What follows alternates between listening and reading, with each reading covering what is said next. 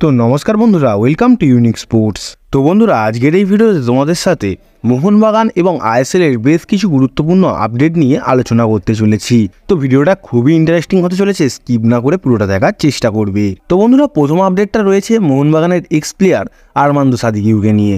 গতকাল আরমান্দো সাদিকিউ গোয়ার হয়ে একটা দুর্দান্ত লেভেলের গোল করেন। তো বন্ধুরা, তোমরা জানো কি জানি না, গতকাল গোয়ার সাথে এ লিগের ক্লাব ব্রিসবেন রোরের খেলা ছিল। তো বন্ধুরা, সেই ম্যাচেই আরমান্দো সাদিকিউ একটা লং শুটের মাধ্যমে দুর্দান্ত লেভেলের গোল করেন। আর আমরা মোহনবাগানের হয়ে কয়েকটা ম্যাচে দেখেছিলাম যে তিনি দূর দিয়ে ভালোই গোল করেছিলেন, তাছাড়াও তিনি ভালোই খেলছিলেন। তো তোমরা যদি কালকে আরমান্দো সাদিকিউয়ের গোলটা দেখতে চাও তাহলে ইউটিউবে গিয়ে দেখতে পারো গোয়ার খেলাটা, বা আরমান্দো সাদিকিউয়ের ইনস্টাগ্রামে দেখতে পারো। তো বন্ধুরা, পরবর্তী আপডেটটা মোহনবাগানের নতুন একটা সাইনিং নিয়ে। তো বন্ধুরা, অনেকদিন ধরেই গুঞ্জন ছড়াচ্ছে যে প্রীতম কোটাল নাকি মোহনবাগানে আসবে, কিন্তু কেরালার একটা দাবি ছিল, সেই দাবিটা হচ্ছে যে তারা প্রীতম কোটালকে ছেড়ে দেবে ঠিকই, তার পরিবর্তে তারা দীপক টাংরি বা অভিষেক সূর্যবংশীকে তাদের টিমে নেবে।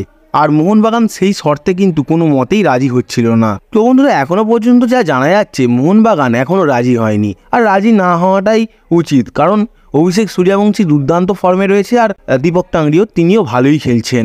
এবার ব্যাপারটা হচ্ছে যে যেহেতু প্লেয়ার সোয়াপ ডিলে আনতে পারবে না মোহনবাগান, তাই প্রীতম কোটালকে মোহনবাগান দল ট্রান্সফার ফি দিয়ে আনতে চাইছে। তো বন্ধুরা, কালকে একটা আপডেট উঠে আসে, যদি মোহনবাগান দল প্রীতম কোটালকে না পায় তখন তারা অন্য আর একটা ডিফেন্ডারকে সাইনিং করানোর জন্য যেতে পারে। আজ যা জানা যাচ্ছে তারা এই ডিসিশনটা কয়েকদিনের মধ্যেই নিতে চলেছে। তো বন্ধুরা, মোহনবাগানের সাথে আবারও দুটো প্লেয়ারের নাম জড়ায়। প্রথম প্লেয়ারটি হচ্ছে হায়দ্রাবাদের তরুণ ডিফেন্ডার অ্যালেক্স হাজি, এবং দ্বিতীয় প্লেয়ারটির নাম হচ্ছে বেঙ্গালুরু ডিফেন্ডার চিংলেনসানা সিং। তো বন্ধুরা, দুটো প্লেয়ারই দুর্দান্ত লেভেলের প্লেয়ার আর নিজের টিমের বেস্ট ডিফেন্ডার। আর বন্ধুরা, অ্যালেক্স হাজির কথা তো আমরা অনেকদিন আগেই শুনেছি যে মোহনবাগান তাকে নিতে পারে, বা মোহনবাগানের ইন্টারেস্ট রয়েছে তার প্রতি। মোহনবাগানের তাকে নেওয়ার মূল কারণটা হচ্ছে তিনি সেন্টার ব্যাকের পাশাপাশি রাইট ব্যাকেও খেলতে পারেন। তো তিনি যদি টিমে আসেন অনেকটাই সুবিধা হবে মোহনবাগানের, সেই জন্যই হয়তো মোহনবাগান তার প্রতি ইন্টারেস্ট ছিল। আর বন্ধুরা, চিংলেনসানা সিং এর কথা বলতে গেলে তার প্রতি তো মোহনবাগানের গত এক বছর ধরেই ইন্টারেস্ট রয়েছে, কারণ তিনি সেই লেভেলের ডিফেন্ডারও, দুর্দান্ত পারফরমেন্সও করছেন, সেই জন্য মোহনবাগানের ইন্টারেস্ট রয়েছে যদি তিনি তাদের টিমে আসে। মূল ব্যাপারটা হচ্ছে বন্ধুরা, চিংলেনসানা সিং কিন্তু খুবই এক্সপিরিয়েন্স একটা প্লেয়ার, তিনি ভারতের হয়েও খেলেছেন আর আইএসএলও অনেক দিন ধরেই খেলেছেন। যদি এরকম একটা এক্সপিরিয়েন্স ডিফেন্ডার মোহনবাগানে আসে তাহলে মোহনবাগানের ডিফেন্স লাইনটা আরও শক্তিশালী হয়ে যাবে, সেই জন্যই হয়তো মোহনবাগান দল তাকে আনার চেষ্টায় আগ্রহী হয়েছিল।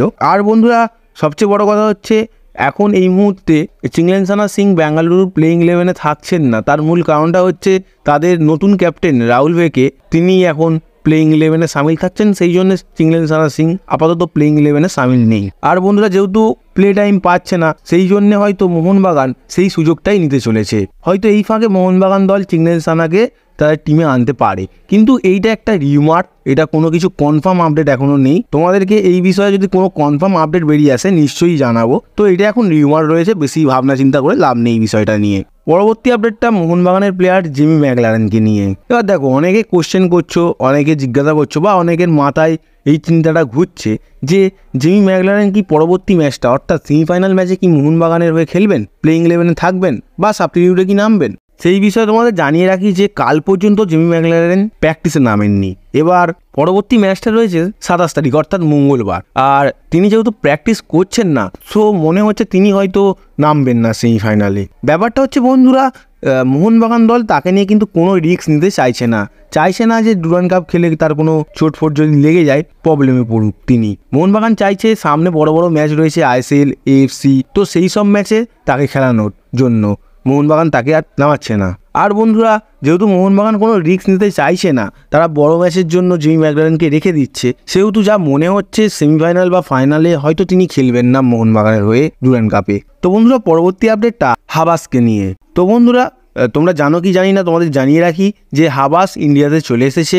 ইন্টারকাশি দলের সঙ্গে তিনি যুক্ত হয়ে গিয়ে অলরেডি প্র্যাকটিস করাতেও শুরু করে দিয়েছে ইন্টারকাশি টিমকে। তো হাবাসের তো আইএসএলের সব কিছু ট্রফি জেতা হয়ে গেছে, এবার তিনি নতুন একটা চ্যালেঞ্জ নিয়ে ইন্টারকাশিতে যুক্ত হয়েছেন। এবার দেখার বিষয় হচ্ছে যে তিনি প্রথমবারই ইন্টারকাশিকে চ্যাম্পিয়ন করতে পারেন কিনা। আর তোমাদের কি মতামত তোমরা কমেন্টে জানাতে পারো, আর তোমরা হাবাসকে মিস করছো কিনা তা তোমরাও কমেন্টে জানাতে পারো। তো বন্ধুরা, আজকের ভিডিওটা এতটুকুই। ভালো লাগলে লাইক করো, আর চ্যানেল নতুন হলে সাবস্ক্রাইব করে নাও।